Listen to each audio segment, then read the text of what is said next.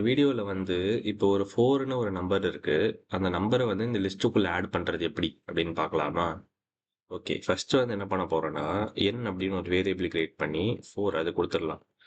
குடுத்துட்டு நம்பர்ஸ்ன்ற வேரியபிள் இருக்குல்ல லிஸ்ட்ல, டாட் போட்டுட்டு அப்பெண்ட் போட்டோம்னா, இந்த 4 வந்து கடைசியில போயிடுமா? அது நமக்கு தெரிஞ்சது தான். ஒண்ணு நீங்க 4 குடுத்தாலும் ஓகே தான். இல்ல n குடுத்தாலும் ஓகே தான். இத பிரிண்ட் பண்ணலாம்.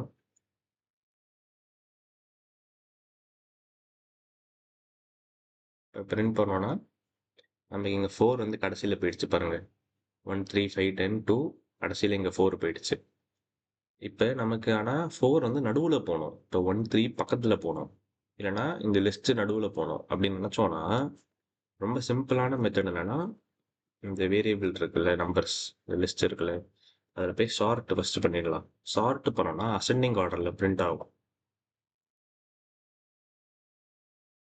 இப்ப நம்பர்ஸ் குடுப்போமா?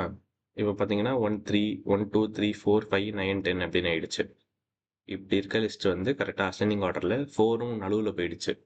இது ஒரு வழி பண்ணலாம் கைஸ். ஓகேங்களா? இன்னொரு வழி ஒண்ணு இருக்கு. அது எப்படின்னு நான் உங்களுக்கு சொல்றேன்.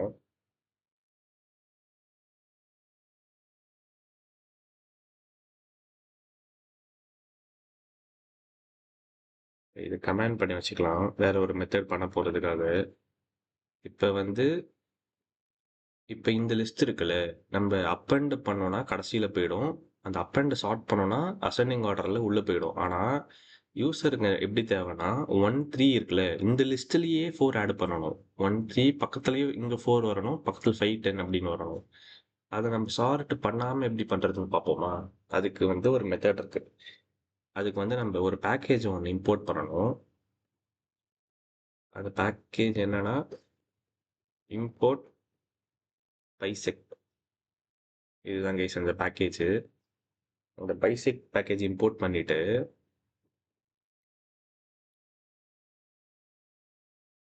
பைசெக் டாட் இன்சார்ட் அப்படின்னு கொடுக்கணும்.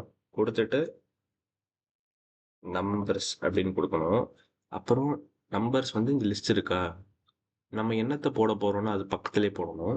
கம்மா போட்டுட்டு எண்ட்ல தானே இங்க 4 இருக்கு. ஸோ இப்ப நம்மளுக்கு 4 தானே இன்க்ளூட் பண்ணணும். ஸோ என்ன லிஸ்ட் பேரை போட்டுட்டு கம்மா போட்டுட்டு என் அப்படின்னு கொடுத்துட்டா போதும். இப்ப பிரிண்ட் பண்ணோம்னா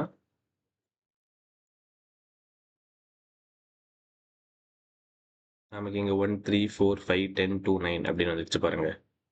1, 3, 4. இப்ப இந்த 4 வந்து இதுக்குள்ள போயிடுச்சு பாத்தீங்களா? அவ்வளவுதான் கைஸ். இதுதான் இந்த பைசெக்டோட வேலை.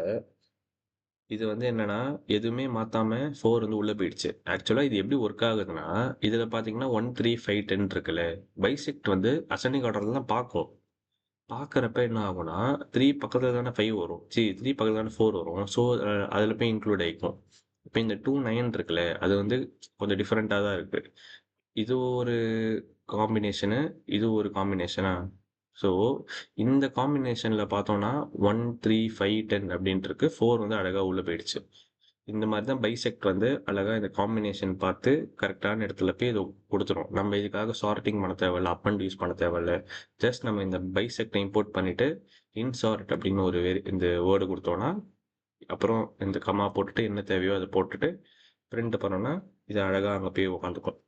அவ்வளோதான் கைஸ். இந்த இன்சர்ட் நம்பர் இன் லிஸ்ட். ஓகே கைஸ், இது புரிஞ்சிருக்கும்னு நினைக்கிறேன். இந்த டவுட் இருந்தா கமெண்ட்ல சொல்லுங்க. ஓகே கைஸ், டாடா பாய்.